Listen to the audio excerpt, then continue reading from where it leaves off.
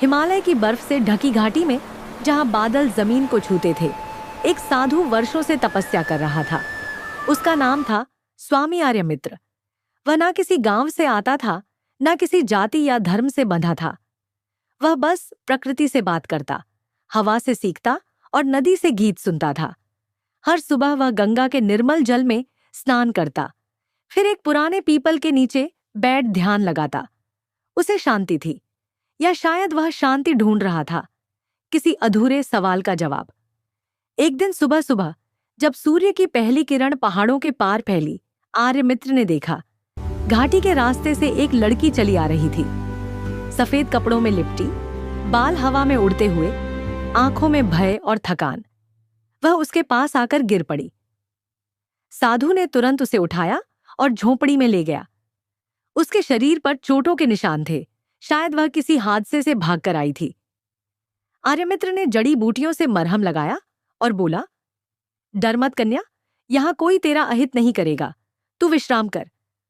वह लड़की धीरे से बोली, आपको मैं कहीं देख चुकी हूं। साधु ठिठक गया। वह मुस्कुराया पर कुछ नहीं बोला। दिन बीतने लगे। लड़की का नाम था माधवी। वह शांत स्वभाव की थी, पर उसकी आंखों में एक अनकहा डर और किसी की खोज झलकती थी। एक शाम जब चांदनी गंगा पर पड़ रही थी, माधवी बोली, स्वामी जी, जब मैं यहां आई थी तो मुझे याद आया कि मैंने आपको सपनों में देखा था। साधु ने चौंक कर उसकी ओर देखा। सपनों में? हाँ, माधवी बोली, हर रात एक दृश्य आता था। आप एक मंदिर के सामने दीपक जला रहे हैं और मैं आपके पास खड़ी हूं, जैसे हम किसी अधूरी कहानी के पात्र हों।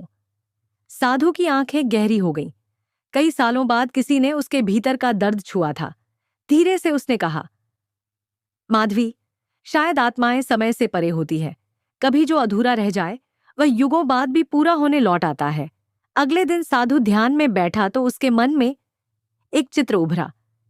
सदियों पुराना मंदिर, एक स्त्री की आवाज और अग्नि में खोया कोई वचन। उसने अचानक आंखें खोलीं और समझ गया, माधवी कोई साधारण आत्मा नहीं थी। वह वही आत्मा थी जो उसके पिछले जन्म में उसकी पत्नी थी, जिसे उसने धर्म और त्याग के नाम पर छोड़ दिया था।